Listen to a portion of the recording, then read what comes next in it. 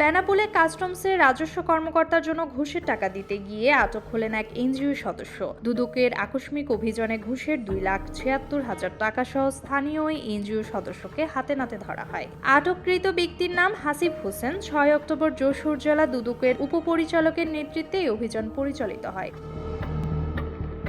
সূত্র জানায়, গোপন সংবাদের ভিত্তিতে দুদকের টিম হঠাৎ বেনাপোল কাস্টমস হাউসের রাজস্ব ও প্রশাসনিক শাখায় প্রবেশ করে। টিমটি বেনাপোল কাস্টমস হাউসের রাজস্ব, মূল্যায়ন ও প্রশাসনিক শাখায় বিভিন্ন কক্ষে তল্লাশি চালায়। বিকাল 3টার দিকে কাস্টমস অফিসার ও তার সহযোগী এনজিও সদস্যকে ঘুষের টাকা সহ আটক করে দুদক।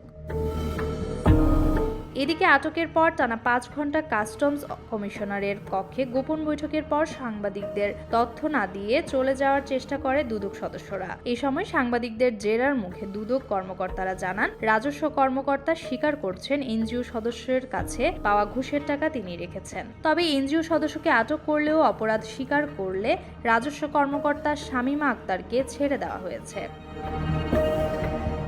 অপরাধ স্বীকার করার পরও রাজস্ব কর্মকর্তাকে ছেড়ে দেওয়ার ঘটনায় ক্ষোভে ফুঁসে ওঠেন সাধারণ ব্যবসায়ীরা। এক পর্যায়ে দুদক কর্মকর্তারা চলে যাওয়ার সময় তাদের গাড়ি অবরুদ্ধ করে রাখে জনতা। পরে পুলিশের মধ্যস্থতায় আধা ঘন্টা পর গাড়ি ছেড়ে দেওয়া হয়। অভিযান শেষে উদ্ধার হওয়া ঘুষের টাকা সরকারি কোষাগারে জমা দেওয়ার প্রক্রিয়া শুরু হয়েছে। আটক হাসিবকে প্রাথমিক জিজ্ঞাসাবাদ শেষে বেনাপোল পোর্ট থানায় সোপর্দ করা হয়েছে।